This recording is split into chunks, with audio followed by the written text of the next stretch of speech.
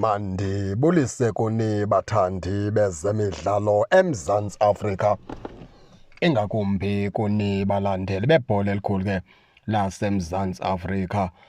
Sizawuthetha lapha intethe ephuma apha kumqeqeshi weKaizer Chiefs uMnumzana uFernando da Cruz, apho ke ebethetha ngewingazi zakhe uMfundo Vilakazi kunye ke noArsenal Velebhayi. Uthi ke xa icacisa aba bafana aba kusekukhulu ke abazokwenza bakwenzela iKaizer Chiefs. Akazuthetha ngeeposition zabo ncakasana, ngoba abafana okokuqala nje uArsenal Velebhayi ungamthuma ecaleni, ungamthuma ku-attacking, ungamthuma ku-striking, abe come striker, konke uzakwenza. Umfundo Vilakazi naye ngokunjalo umfana omdala asuzibalula kumagama amaninzi athe wawathetha ke pha uMnumzana Fernando da Cruz. Okubalulekileyo baphulaphuli ke ebengathethi kakubi ngomfundo Vilakazi kunye noArsenal Velebhayi. Into ebonakalayo apha uFernando da Cruz ubonakala njengomqeqeshi ozosebenzisa uVelebhayi nomfundo Vilakazi kule season, and ingathi uyakholelwa kubo. And kudala ke baphulaphuli sihlale into yokubana kuVelebhayi iKaizer Chiefs imsebenzi sikhona into ephethwe yilaa nkwenkwenyana inintsi, funa into ephethwe yilaa ntwana. Ndicinga uba mna xa inofumana i-game time ixesha loneleyo adlale zonke iimetshi, inkulu into iKaizer Chiefs engayizuza kulaa ntwana. Iyafana ke nalapha uMfundo Vilakazi. uMfundo Vilakazi into ebembetha kakhulu, ubethwe ngabaqeqeshi.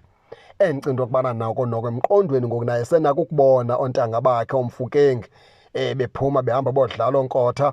Naye ngoku uzasitshintsha isitayile sodlala, ayeke udlala ubuntwana, abe serious ebholeni, ayazi uba ngebhola edlalwa serious, udlalela itimu engangeKaizer Chiefs.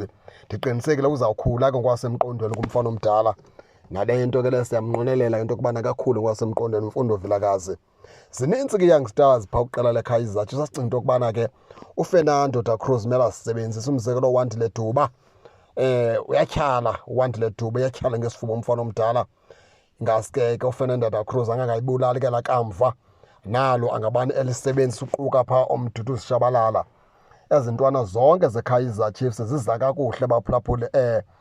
La makhwenkwanyana ke Batman abanintsi ke abantu bazawuthi ke siqhele ukuthi mazingadlali ii-youngsters, ngoba ii-youngsters eKaizer Chiefs bezingekho esandleni esirayithi somqeqeshi orayithi, bezifika ebaleni zingadlali le nto ifunekayo.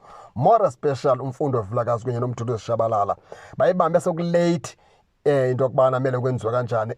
uMduduzi kwelakhe icala wayibamba sekulate into yokubana ke ngokwalapha ebholeni kumele bakhule, angaloko edlala ubuntwana ngathi usekwi-reserve side ngokudlalela usenior team weKaizer Chiefs. Zezaa zinto besizidinga ke kuMfundo Vilakazi kunye noMduduzi Shabalala, into yokubana ibhola labo malikhule, malingadlaliswa ubuntwana, badlala ubuntwana, malikhule njengorele Mofokeng.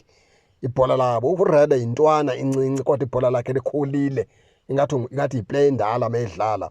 Besifuna ke uMfundo Vilakazi kunye ke noMduduzi Shabalala bakope phaa kuRele Mofokeng, ibhola labo likhule, bangadlali ubuntwana ebaleni. Nantsi into ebifuneka ke baphulaphuli ke.